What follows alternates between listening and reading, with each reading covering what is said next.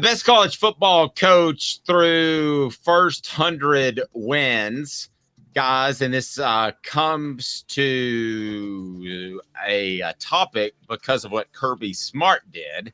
So his start to his head coaching career, he has the highest winning percentage through 100 games in conference history.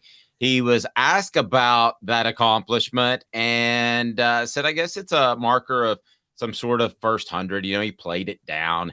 I don't know the significance outside of that, but I think it is significant. And I think it's significant for one reason, and that is he rebuilt a program, and not completely rebuilt, but he took a program to the next level. They were getting 10 wins a season under Mark Richt.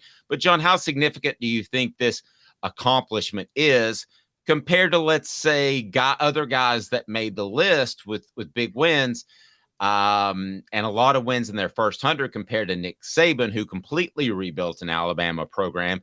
Phillip Fulmer is also in the top 5 of those lists, but he took over a program that was in pretty good shape. So what do you make of Kirby Smart being number 1 in his first 100 games? How significant is that? Well, that's very accurate. He is number 1. He took Alabama's dynasty head on and beat it.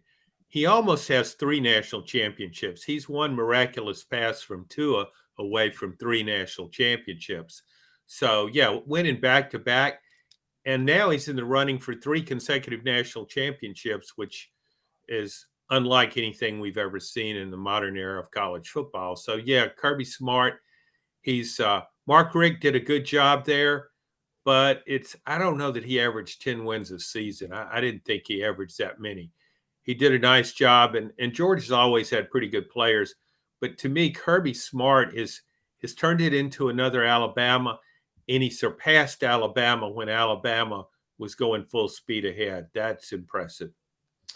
He passes Nick Saban, but Saban, I thought, took over a program. So Kirby Smart has 85 wins. Nick Saban had 84.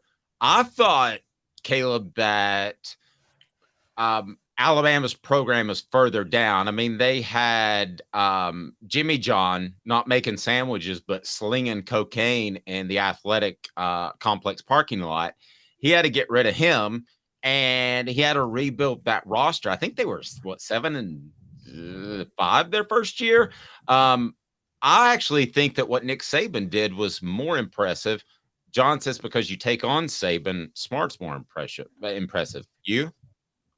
So is the 84 for Nick Saban, is that his first 100 games at Alabama or just his first 100 games in the SEC period?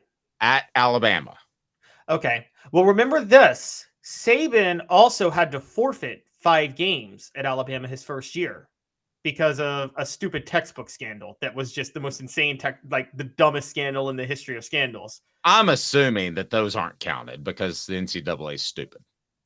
They are counted against Nick Saban's record. So I think Nick Saban might actually be number 1 in this regard. We'll have to check that. But either way, the debate it's split 50-50. So the question of who's more impressive, I'm going Nick Saban because I got to be honest with you, like Kirby Smart, when he took over at Georgia was in the same situation Tennessee was when Fulmer took over Tennessee in 92.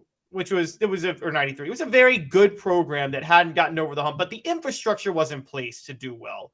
They just needed a coach to take it to a next level. And also they needed let's just say this up front. They needed to stop caring so much about discipline and integrity. Georgia. That was their problem for 15, 16 years. Now they're just flying up and down the roads at like 150 miles an hour. Tripping over potholes and human beings in the process. Drag racing back and forth to Atlanta and winning championships, baby.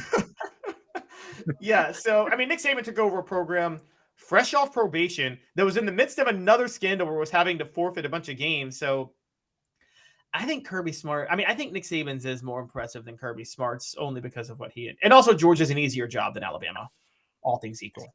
I'm sure the book scandal's not factored in there, but let's go. Okay. So here's what we've got. Here are the top 5, and I want you guys to rank these. Saban has 84. We mentioned Smart has 85. Then after that, Steve Spurrier has 83, along with Phillip Fulmer, 83. Bear Bryant has 81. So, John, how would you rank those first 100 games? Not the coaches, but the first 100 games given what they had laid in front of them to get. First of all, I misunderstood the question. I thought you were talking about first 100 games as a head coach. Yes. First 100 games as a head coach. Where did I lose you? So, well, Nick Saban coached at Michigan State. No, so it is first 100 games. Excuse me, it's first 100 games at one particular school. Oh, okay. Yeah. Well, yeah, if you take one school, yeah, Nick Saban's the top. He's tops. I would probably second, I would probably go Bear Bryant. He turns around programs, and wherever he went, he turned the program into a championship contender. Then I would go with, let's see, probably Steve Spurrier, because Florida had never even won an SEC championship in football until he got there, and he dominated the 90s. Then go with Kirby Smart, and who's the other guy? The other guy, and let me see. The other Fulmer. guy, yeah, Fulmer. I know that. Out of that group, I would say that Steve Spurrier gets a knock, and we're getting some background noise from somebody. Steve Spurrier gets a slight knock because he has so much in-state talent. And then, so if I had to rank it, John, I'm going to lean on your expertise because you got a couple of years on me and Paul Bear Bryant.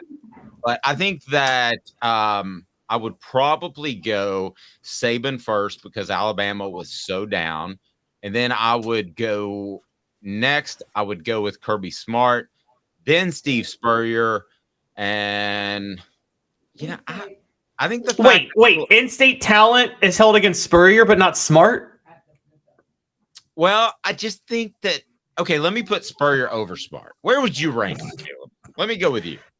I would still have Spurrier third, but I would have had the two Alabama coaches first and second, Bryant and Saban. And I have Bryant a little higher because John could probably speak to this, but Alabama was in worse shape when Bryant took over than they were when Nick Saban took over. They had won 4 games in 3 years, I think, or something. They had 4 wins in 3 years when Bryant took over. It was a bad football team at that moment. And Bryant won a national championship by, I think, his 4th year.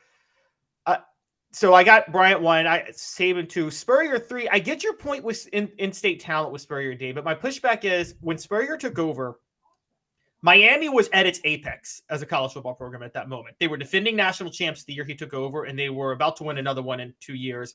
Florida State was basically at its apex under Bobby Bowden. So yes, there was a lot of in-state talent, but Florida State and Miami was getting all that talent. Florida wasn't getting much of it at all. And Florida was on probation that year too. Remember, Spurrier's first team, 1990, Tennessee fans don't want to hear this. They should be SEC champs. They went 6-1. Tennessee went 5-1-1. They got the SEC title because Florida was on probation that year. And Spurrier went 9-2 his first year there when they were on probation. And so I got Spurrier at third because of that. John, help me with the Paul Bear Bryant. To win 81 through the first 100 games, where was Alabama at that point? Yeah, it's pretty much like what Caleb said. There was no dynasty in the works at Alabama until Bear Bryant. And Bear Bryant, that was his track record. It wasn't just at Alabama. He flipped Kentucky football. He flipped Texas A&M football. He's kind of forgotten about now. A lot of time has passed. He coached his last game in 82. But the thing about Bear Bryant was he adjusted to the game. He adjusted to all the changes, stayed current. That's why he was so good for so long. So, I covered some of his championship teams. And, it's hard to put anybody ahead of him as a college football coach except Nick Saban because of the championships. It's hard to argue with championships. But those two guys, I think it's significant. Alabama's had two football dynasties. Most schools are fortunate to have one. Why did it have the dynasties? because it had the coaches, Saban and Bear Bryant. This I've heard before. Smoky Mountain Red says, I get a vibe that Caleb is a young Mr. Adams. It's actually Fred White has said that as well. So there we go. I don't know if that's a compliment or not for you, Caleb. I think it's a compliment. Adams is very knowledgeable. John is a very knowledgeable guy. I think not my favorite president. Not my favorite president because he did try to ban free speech, but still, Yeah. I think maybe the cynicism is where Smoky Mountain Red's getting that from, just slightly. I think you guys are both selling Phillip Fulmer short because he was able to do so in a time that Steve Spurrier was ruling the roost. And I think Phillip Fulmer is certainly through the first 100 games deserves to be on this list. And I think it's pretty impressive what he did. He did take over a program in good shape, though. Yeah, Johnny Majors came really. I don't think people realize. If you go back and look at the scores, how close Johnny Majors came to winning a national championship at Tennessee. I really think if Chuck Webb hadn't gotten injured in I guess it was the second game against Pacific in maybe 1990, that team could have won the national. It would have won the national championship. But he took over a program in good shape and he improved it. So he gets credit for that. But look what was going on in the SEC at that time. Not just at Florida. Yeah, Steve Spurrier had a dynasty going at that time. But what was Alabama doing? Had Gene Stallings in 92, but they tailed off. And then they started hiring a bunch of guys named Mike. And we know how that worked out. Then you look around. You look at LSU, my gosh. Curly Hallman. Seriously? Curly Hallman. That's it. Georgia. Can't say this with a straight face. Ray Goff. What was Georgia thinking? I don't know. Drunken Ray Goff, as we refer to him here, because Jeff Coleman said that he showed up to Mercedes Hamilton. Was it? Oh, it was Mercedes Hamilton. He said what? Did he show? Ray Goff showed up at his house to recruit him drunk. I have a friend who does a wonderful Ray Goff impersonation. I need to tell him about Mercedes Hamilton's quote. He will immediately go into Ray Goff mode. He's made a lot of money selling chicken, though. Ray Goff has sold chicken? Yeah. Oh, good to know. John, I'm one of those who goes on, and this is my red pill moment was covering Butch Jones when I realized the incompetence of most coaches. John has no idea what red pill moment. Red pill is the matrix where you learn that everything around you in an existential view is actually not real.